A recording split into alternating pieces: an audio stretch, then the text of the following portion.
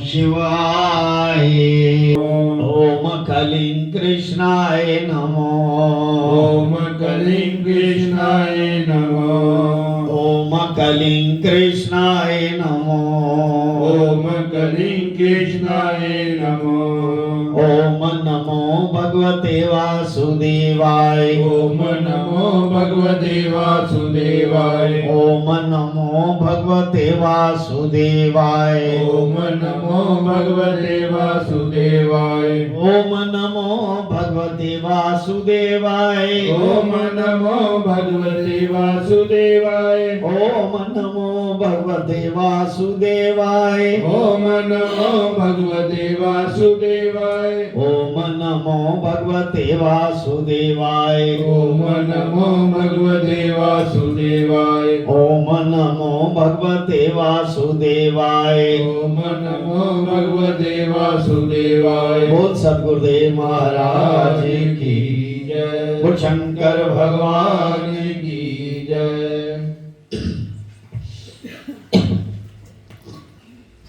बोल सियापति रामचंद्र महाराज की जय। पवन सुत हनुमान की जय। बोल राधा कृष्ण भगवान की जय। बोल गीता माता की जय। बोल गंगा जमुना सरस्वती माता की जय। सच्चियां जोता वाली माता ਤੁਹਾਡੀ सदा जय। गुरु रूप साध संगत जी, सतगुरु महाराज जी की कृपा द्वारा आज माघ महात्म का 11वें अध्याय का पाठ है। इस पाठ को सुनने से और केवल स्नान मात्र करने से, माघ महीने में स्नान करने से सभी पापों से मुक्ति मिल जाती है। आइए बड़े प्यार से सुने। सियावर राम जय जय राम। सियावर राम जय जय राम। मेरे प्रभु राम जय जय राम। मेरे प्रभु राम जय जय राम। करो कल्याण सीताराम। करो कल्याण सीताराम। बोल शंकर भगवान की जय। यमदूत कहने लगा, हे वैश्य, मनुष्य को सदा शालिग्राम की शिला तथा वज्र या कीट जो गोमती चक्र होता है, गोमती चक्र में भगवान वासुदेव का पूजन करना चाहिए। यानी कि गोमती चक्र और शालिग्राम की शिला का हमेशा भगवान विष्णु का, वासुदेव का पूजन करना चाहिए, क्योंकि सब पापों का नाश करने वाले, सब पुण्य को देने वाले और मुक्ति प्रदान करने वाला भगवान विष्णु का इसमें निवास होता है। किसमें? शालिग्राम में और गोमती चक्र में। कईयों को मैंने देखा गले में गोमती चक्र डाले हुए।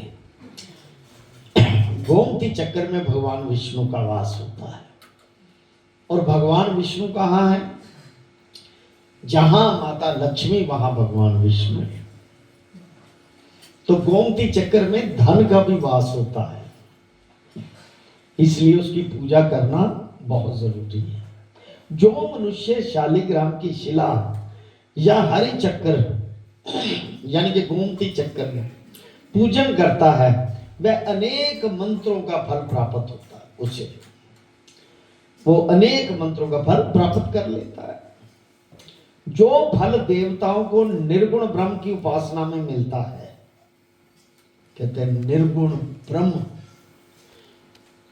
यानी कि गुण रहित ईश्वर, निर्गुण ब्रह्म जिसमें गुण नहीं है, अब मतलब निर्गुण है, बिना गुणों के, गुणातीत। देवताओं को जो उसकी तपस्या करने से फल मिलता है, वही फल मनुष्य को भगवान शालिग्राम के पूजन से मिल जाता है। यहाँ मातलोक में शालिग्राम की पूजा हमारे भी इधर है और रोज होती है शालिग्राम की पूजा। शालिग्राम की पूजा से फल मिलता है। हे वैश्य, अत्यंत पापी, दुराचारी, अनाधिकारी भी, यानी कि अनाधिकारी का मतलब जिसका अधिकार नहीं। किसका अधिकार नहीं? जो बुरे काम करते हैं। कहते हैं वो भी, दुराचारी भी, अनधिकारी भी, शालिग्राम की पूजा करके यमलोक को नहीं देखता कम से कम, यानी कि यमलोक नहीं वो जाता जो इसकी पूजा करता है। भगवान को लक्ष्मी जी के पास अथवा वैकुंठ में इतना आनंद नहीं आता जितना शालिग्राम की शिला और गोमती चक्कर के निवास में करने में आता है। स्वर्ण कमल युक्त करोड़ों शिवलिंग की पूजन से इतना फल नहीं मिलता। भक्ति पूर्वक शालिग्राम का पूजन करने से विष्णु लोक में वास करके मनुष्य चक्रवर्ती होता है। बोल शंकर भगवान की। यानी कि इस अध्याय में खास करके शालिग्राम की पूजा और गोमती चक्र की पूजा बताई है। इसमें भगवान विष्णु का वास है। जितने पापी हैं, यानी कि अनधिकारी, जिनको कोई अधिकार ही नहीं है, वो भी अगर इनकी पूजा करे, बुरे कर्म करने वाले भी इनकी पूजा करे, तो वो भी यमलोक नहीं देखते। काम, क्रोध, लोभ, मोह, अहंकार से युक्त होकर भी, यानी कि गृहस्थी, माया में फंसा हुआ, बुरे कामों में फंसा हुआ है, वो भी मनुष्य शालिग्राम का पूजा करने से वैकुंठ में प्रवेश कर जाता है। देखिए कितना सिंपल रास्ता है। जो सदैव शालिग्राम का पूजन करते हैं परले काल तक स्वर्ग में वास करते हैं। जब तक परले नहीं हो जाती तब तक स्वर्ग में वास करते हैं। देखो ये कथाएं कहने में आसान है, सुनने में आसान है, लेकिन अगर इन पर 100% विश्वास कर लिया जाए और अपनी मन और बुद्धि को इस पर कायम कर लिया जाए तो 100% जो भी लिखा है गारंटी के साथ वही होगा जो शास्त्र में, यानी कि उनका स्वर्ग में वास होगा। स्वर्ग का मतलब अगर कोई जन्म रह भी गया है, जन्म लेकर भी यहाँ पर कारों में, हवाई जहाजों में, स्वर्ग यानी कि हर सुविधा कब उसको मिलेगा, कम से कम इतना तो मिलेगा। जो दिशा, नियम और मंत्रों से चक्कर में बलि देता है वह नीचे विष्णु लोक को प्राप्त होता है। जो शालिग्राम के जल से अपने शरीर को अभिषेक करता है, आप क्या कर रहे हो? शालिग्राम का जल है वो सारा जितना है उसका पूजन करके अभिषेक, मतलब वो आपके ऊपर छींटे पड़ जाए उस पर, वो स्नान होता है शालिग्राम का अभिषेक। वो मानो संपूर्ण तीर्थों में स्नान कर लेता है, क्योंकि विष्णु भगवान से बड़ा कोई भी नहीं दुनिया में। गंगा, रेवा, गोदावरी सबका जल शालिग्राम की शिला के सम्मुख अपने पितरों का श्राद्ध करता है। शालिग्राम शिला का जल वो पितरों के श्राद्ध को भी पूर्ण कर देता है। उसके पितर कई कल्प तक स्वर्ग में वास करते हैं, पितर वास करते हैं। जो पितरों का कल्याण करता है ना, देखो आज तक नाम है उसका, भागीरथी का आज तक नाम है। भागीरथी गंगा कहते हैं उसे, जो पृथ्वी लोक में आई है तपस्या करके कि मेरे पितर नरक में। भागीरथी कौन है पता है आपको? भगवान राम जी के पूर्वज, उनसे भी कई पीढ़ियां आगे भागीरथी। उन्होंने अपने पितरों के निमित्त गंगा भगवान शंकर जी से जहां जटा में वास है वहां से धरती पर अवतरित करवाई, तपस्या करके कि मेरे पितर तर जाए। आज देखो उनकी कुल का कितना नाम है, कई युगों तक उस नाम को चलता आ रहा है उनका नाम। बोल शंकर भगवान की। सो पितरों के लिए भी कर्म करना चाहिए। उसके पितर कई कल्प तक स्वर्ग में वास करते हैं। जब पितर स्वर्ग में वास करे तो देवता बन जाते हैं वो। आप जैसे षोडशी करवाते हैं ना, मासिक और षोडशी करवाते हैं, तो पितृ का उसमें जो जिसके लिए करवाते हैं उसका नाम धर के, वो फिर पहले देवताओं का वास होता है, उसके बाद पितर आते हैं, फिर 5 फिर देवता, वो षोडशी होती है, 10 11वां आपका पितर होता है। 10 देवता, 11वां पितर, 5 फिर वो षोडशी होता है। षोडशी उपचार ये कर्मकांडी अच्छी तरह से आपसे करवाते हैं, पिंडदान जो करवाते हैं, तो वो बीच में देवताओं को के शामिल उन्हें करते हैं। जो ब्राह्मण लोग हैं कर्मकांड से जब देव रूप बन जाते हैं तो उसकी निशानी भी मिलती है, उसकी निशानी मिलती है कि पितर खुश हो गए आपके। जब पितर खुश हो जाते हैं, देवता बन जाते हैं, तो पीछे परिवार सुखी सुख समृद्धि पानी शुरू कर देता है, परिवार को सुख मिलना शुरू हो जाता है, आने वाली पीढ़ियां सुखी हो जाती हैं जो पितरों के निमित्त करते हैं।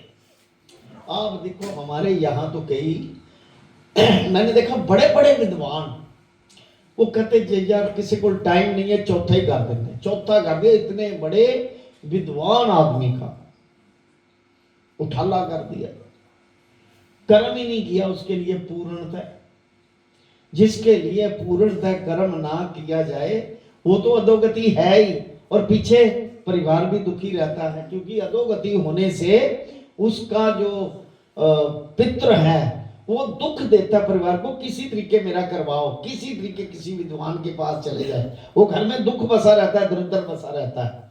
फिर वो पंडितों के चक्कर में जाते हैं कि यह सानू की, कई विद्वान भी पंडित अच्छे होते हैं, कई तो ठग होते हैं ना, कई विद्वान भी होते हैं, वो कहते हैं कि आपको पितृ दोष लगा, इसका उपचार करो।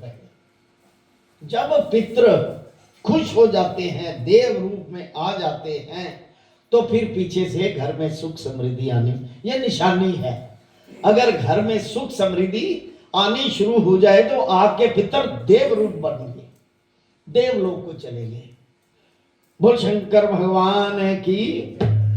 सियावर राम जय जय राम, सियावर राम जय जय राम, मेरे प्रभु राम जय जय राम, मेरे प्रभु राम जय जय राम, मेरे श्री राम जय जय राम, मेरे श्री राम जय जय राम, करो कल्याण सीताराम, करो कल्याण सीताराम। बात समझने वाली है कि जो शालिग्राम की शिला के सम्मुख अपने पितरों का श्राद्ध करता है, उसके पितर कई कल्प तक स्वर्ग में वास करते हैं। उसके पितर जो लोग नित्य शालिग्राम की शिला का जल पीते हैं, शालिग्राम की शिला का, उनको हजारों हजारों बार पंचगव्य पीने से क्या लाभ।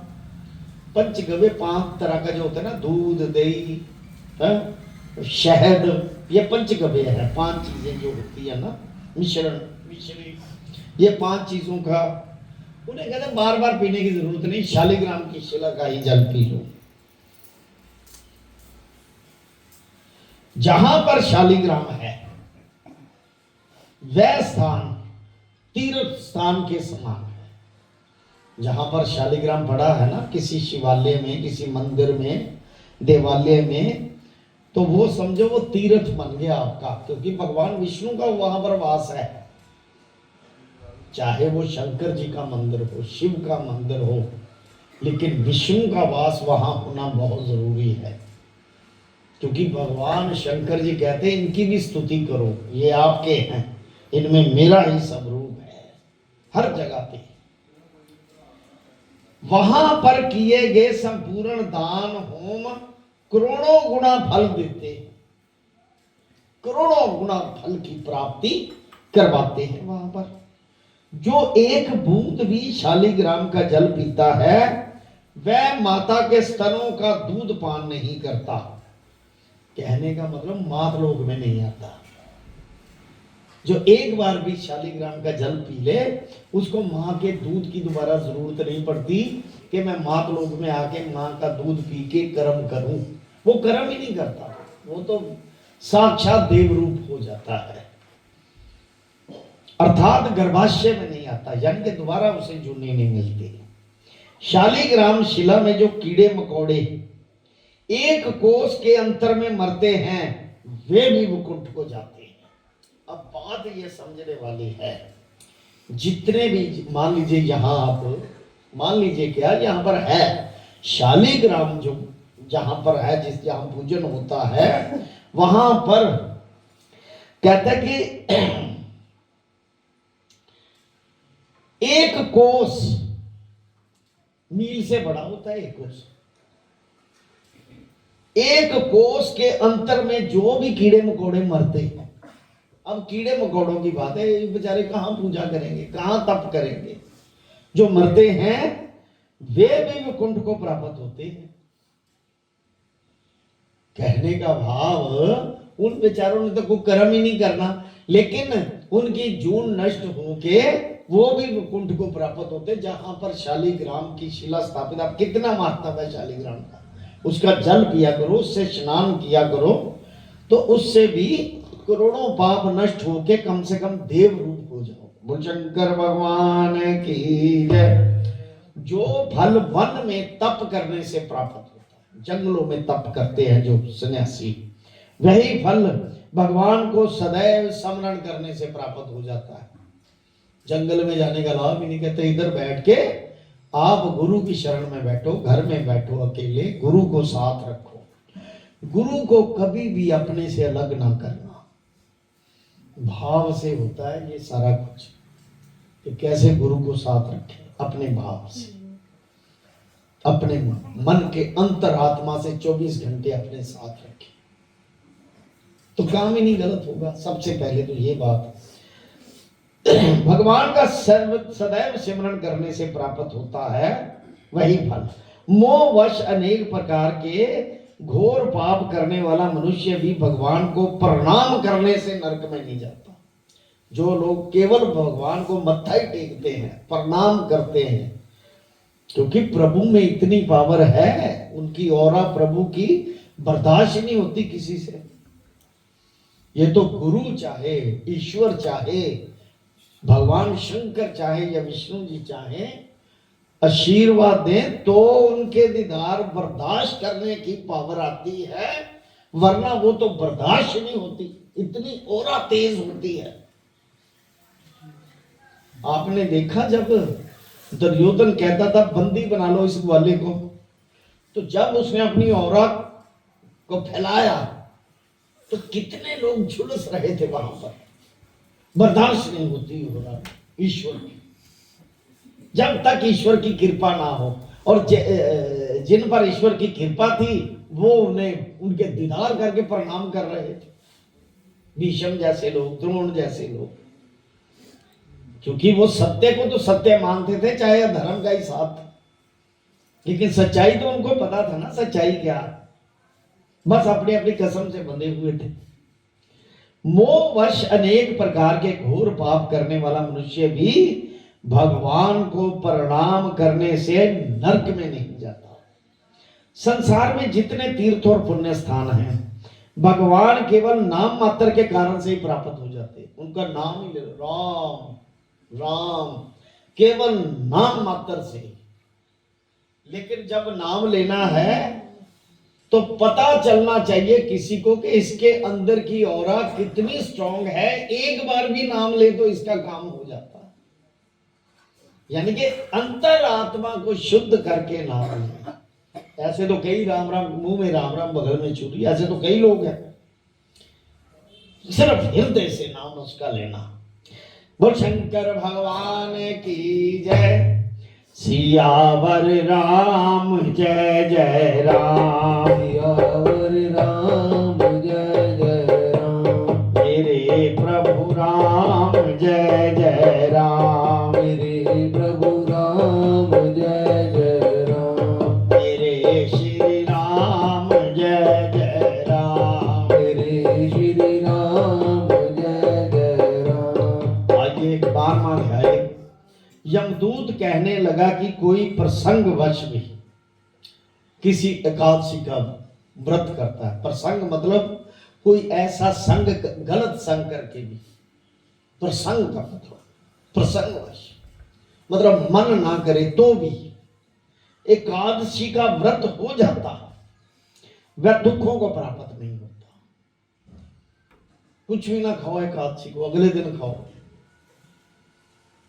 वह दुखों को प्राप्त नहीं होगा। मास की दोनों एकादशियां भगवान पद्य नाम के दिन हैं। जब तक मनुष्य इन दिनों में व्रत नहीं करता, उनके शरीर में पाप बने रहते हैं। हजारों अश्वमेध, सैकड़ों वाजपेयी यज्ञ एकादशी व्रत की 16वीं कला के बराबर भी नहीं, यानी कि उसकी एक कला के बराबर भी नहीं। एकादशी का व्रत जो है, जितने भी हजारों यज्ञ कर, एकादशी का इतना महत्व है। एकादशी के दिन व्रत करने से 11 इंद्रियों से किए सब पाप नाश हो जाते हैं। जितनी भी आपकी कर्म करने वाली ज्ञान इंद्रियां, 11 इंद्रियां टोटल बनती हैं, 5 ज्ञान इंद्रियां, उससे किए गए पाप वो सारे के सारे नष्ट हो जाते हैं एकादशी व्रत से। गंगा, गया, काशी, पुष्कर, कुरुक्षेत्र, यमुना, चंद्रभागा, कोई भी एकादशी के बराबर नहीं, कोई भी तीर्थ। इस दिन व्रत करके मनुष्य अनायास ही, अचानक वैकुंठ को प्राप्त हो जाता है एकादशी का व्रत करके। एकादशी को व्रत और रात्रि को जागरण करने से माता पिता और स्त्री कुल की 10-10 पीढ़ियां उद्धार हो जाती है। अब देखो एकादशी के व्रत में कितनी पावर है कि जो कोई एकादशी का व्रत करता है, महीने में 2 ही है दिन, एक तो शरीर, इसके फायदे कितने, एक तो शरीर ठीक, इसको रेस्ट मिलती है खाने पीने से, जो डस्टबिन है ना अंदर आपके पेट में, वो गंदगी नहीं जाती, शरीर साफ होता है इससे। एक तो देह साफ होने से रोग नहीं लगता, रोग ना लगने से आयु बढ़ती है। एकादशी का एक ये फायदा, एक धर्म की भावना जागती है कि मैंने व्रत रखा हुआ है, ईश्वर की तरफ ध्यान रहता है कि व्रत रखा हुआ है। जो एकादशी का व्रत करके मनुष्य अनायास ही वो वैकुंठ को चला जाता है। एकादशी को व्रत और रात्रि को जागरण करने से माता पिता और स्त्री कुल की 10-10 पीढ़ियां उद्धार हो जाती हैं, पत्नी कुल की भी 10-10 पीढ़ियों का उद्धार हो जाता है। और वह पीतांबरधारी होकर भगवान के निकट रहते हैं। भगवान के निकट रहने का मतलब उनका कोई दूत बन जाना, जैसे भगवान विष्णु के जय विजय दूत थे, पता है आपको, जो रावण, हिरण्याक्ष, कंस, और अभी कल ही आएगा, ये 2 भाई थे जय विजय, दोनों भगवान विष्णु के दूत थे। तो सनातन जो ऋषि थे चारों आए, उनको कहते भगवान विष्णु के दर्शन करने, कहते जी हम तो पहरेदार हैं, भगवान विश्राम कर रहे हैं। नहीं, वो क्रोधित होकर उन्होंने उनको श्राप दिया था। तो भगवान विष्णु जल्दी जल्दी उठ के आए, उनको प्रणाम किया, ऋषियों को कहा कि इनको क्षमा कर दें, ये मैंने ड्यूटी लगाई हुई थी, इनका ऐसे ना करें। कहते फिर आप बताओ इनका क्या करना है। कहते ये तो मातृलोक में जाएंगे, अब नीचे जाएंगे। तो वो दोनों कहते थे जय विजय हम आपको कैसे प्राप्त होंगे, हे प्रभु हमें तो आपका स्निग्ध चाहिए, आपके आसपास खड़े होना है हमने, जैसे यहां लिखा पीतांबरधारी बन के आपका पहरा देना है। देखो फिर भी नौकर, अपना नौकर चाकर साबित कर लो ना ईश्वर का, तो अनायास दिल से करो, मौज लो नौकर बन के। जिसका मालिक इतना स्ट्रांग हो उसके नजदीक कौन आ सकता, कोई भी नहीं, नौकर बन के लो। और उन्होंने कह दिया, भगवान विष्णु ने फैसला कर दिया भी अब इनका श्राप पूरा कटा नहीं जा सकता, तो ऐसा करो अगर जल्दी मुझे प्राप्त करना चाहते हो तो मेरा विरोध करना शुरू कर देना ताकि मुझे जल्दी मिल जाए। 1-4 युग तक मेरा विरोधी बन के आओगे तो मुझे जल्दी प्राप्त कर लोगे। अगर मेरा ही भजन करते रहोगे तो यह पूरा आपको भोग भोगना पड़ेगा, जितना परले काल तक इन्होंने श्राप दिया है वो भोगना पड़ेगा।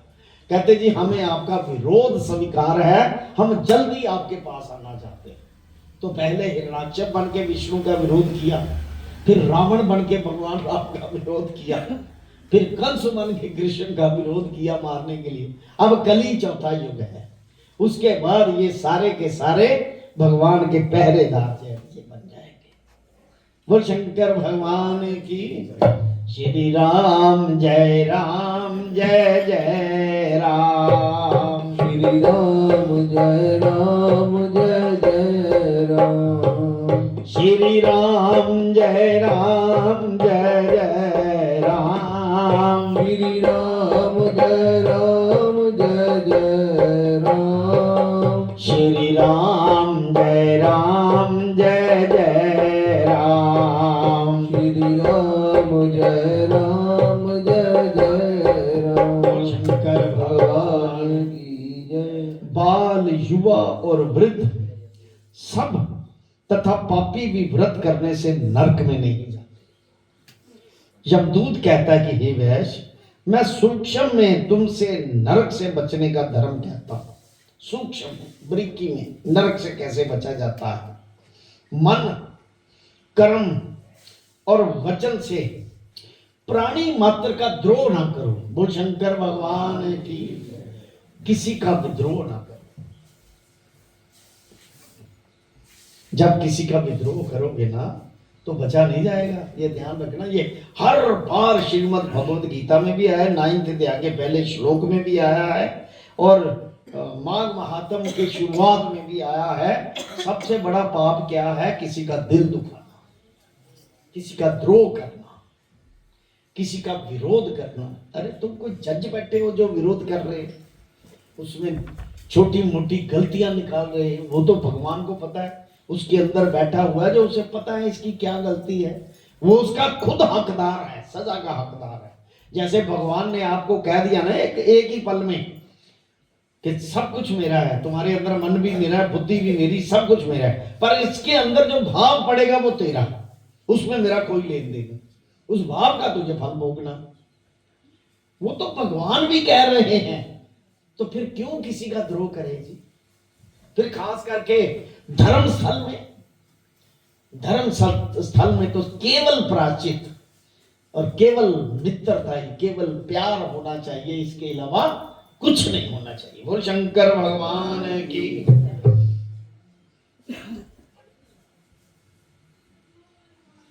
मन, कर्म और वचन से प्राणी मात्र का द्रोह ना कर, इंद्रियों को वश में रखो, दान दो। जैसे आज रोज कोई ना कोई चाय पानी का लंगर आप लोगों की सेवा में अर्पण करता है। जो आखिरी दिन लंगर लगना है उसके लिए भी जो यथाशक्ति है वो अपना आत्मिक तौर पे भी, मानसिक तौर पे भी और देह के रूप में भी आपको ला के दे रहे हैं, सारा कुछ कर रहे हैं ताकि ये काम चलता रहे। कहता है इंद्रियों को वश में रखना, दान देना, भगवान की सेवा करना, नियम पूर्वक वर्ण आश्रम धर्म का पालन करना। अपने वर्ण आश्रम धर्म का पालन करना, किसी के धर्म से लाभ नहीं है आपको। कोई आपको पकड़ के कहीं भी ले जाए। मुझे एक बात अच्छी तरह याद आ गई। हमारा एक बच्चा था, मुझे कहने में कोई गुरेज नहीं, क्रिकेट खेलते हैं ना इतवार को, जतन भी इसको पूरी हिस्ट्री का पता है, इनका ही दोस्त है। 4-5 वो यीशु मसीह वाले आते थे, तो वहाँ एक पात्र, उनका जो फादर पात्र होता है लोगों को अट्रैक्ट करने के लिए, वो ऐसे ऐसे करके ना, तो एक बच्चा गिरा, दूसरा गिरा, तीसरा गिरा, चौथा गिरा, 5वां नहीं गिरा, वो नया था, उसे पता नहीं था। उसको कान में कहता है 500 रुपया दूंगा, गिर जा। ये पास थे सारे, सच्चाई बता रहे हैं, सच्ची बात है, जब तुमसे पूछ लेना, इनकी आंखों के सामने हुआ है, वो नहीं गिरा। कहने का भाव कि दूसरे के धर्म में कोई लाभ, सिर्फ अपना धर्म अपनाओ। उसका वो धर्म ही नहीं था, उसको पता था कि मैंने पखंड नहीं करना, वो गिरा ही नहीं। कहने का भाव कि अपने ही धर्म में लाभ होगा, जैसा भी है। चाहे आपके मन से अभी नई बातें वो जा रही, क्योंकि हम फंसे हैं ना माया में, कोई बात नहीं। यहाँ अध्याय में लिखा है चाहे कोई भी हो, ये कर्म कर ले तो उसके सारे पाप नष्ट हो जाएंगे, सारा अपने आप मानसिकता साफ हो जाएगी। धीरे धीरे जिस संगत में जाओगे वैसी रंगत हो जाएगी। धर्म की संगत में जाओगे तो अधर्म का नाश होता जाएगा, धर्म की रंगत आपको आ जाएगी। वो शंकर भगवान की जय। स्वर्ग प्राप्त करने की इच्छा से मनुष्य गरीब भी हो तो भी, कहना चाहे गरीब हो कोई मनुष्य, जूता, छतरी, अन्न, धन, जल, कुछ ना कुछ दान यथाशक्ति, चाहे जल का दान कर दे, किसी दान देता रहे। दान देने वाला मनुष्य कभी यम की यातना नहीं भोगता। बोल शंकर भगवान की। अब आप लोग कितना दान करते हो, कितने सालों से कर रहे हैं? लंगर का दान, प्रसाद का दान, चाय का दान, और भी जो मेहमान घर आते हैं, अतिथि देवो भव, उसको देखभाल करना, ये तो अब भगवान की अनायास ही आपकी पूजा हो रही है। बिना सोचे समझे आपकी भगवान के पूजा हो रही है, जो ऐसे ऐसे मनोवृत्ति बन गई है।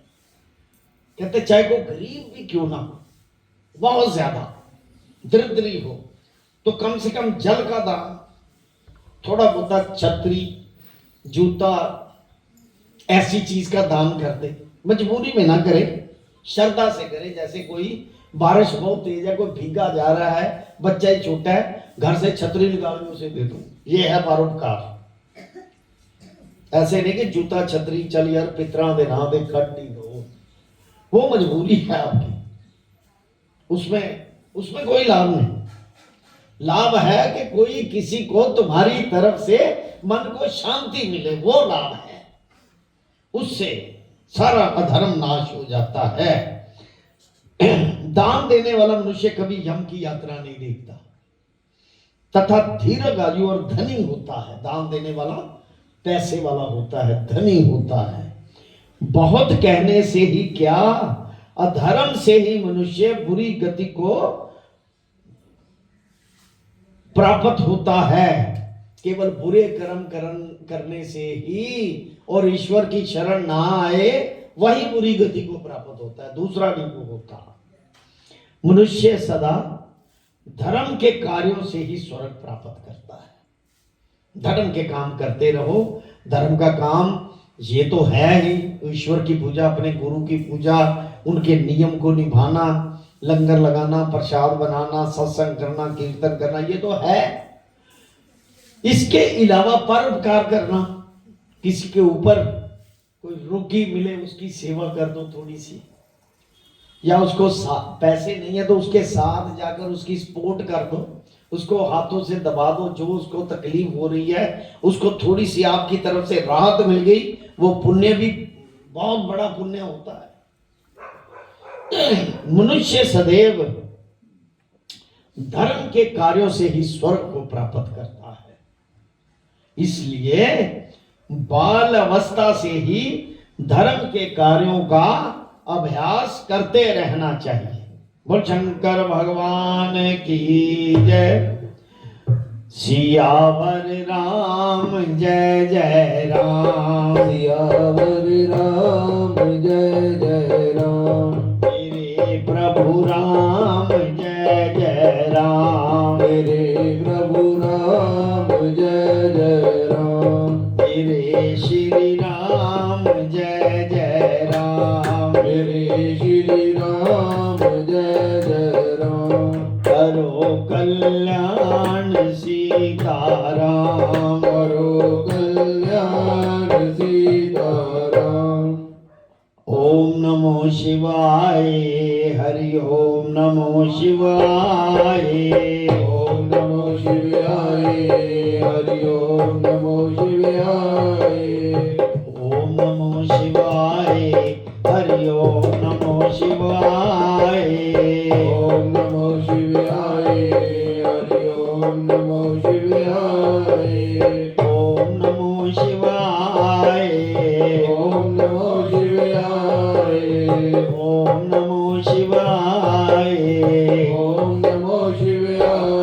ओम नमो शिवाय ओम नमो शिवाय ओम नमो शिवाय ओम नमो शिवाय ओम नमो शिवाय ओम नमो शिवाय ओम कलिं कृष्णाय नमो ओम कलिं कृष्णाय नमो ओम कलिं कृष्णाय नमो ओम कलिं कृष्णाय नमो ओम कलिं कृष्णाय नमो ओम कलिं कृष्णाय नमो ओम नमो भगवते वासुदेवाय ओम नमो भगवते वासुदेवाय ओम नमो भगवते वासुदेवाय ओम नमो भगवते वासुदेवाय ओम नमो भगवते वासुदेवाय ओम नमो भगवते वासुदेवाय ओम नमो भगवते वासुदेवाय ओम नमो भगवते वासुदेवाय बोल सतगुरुदेव महाराज महाराज की जय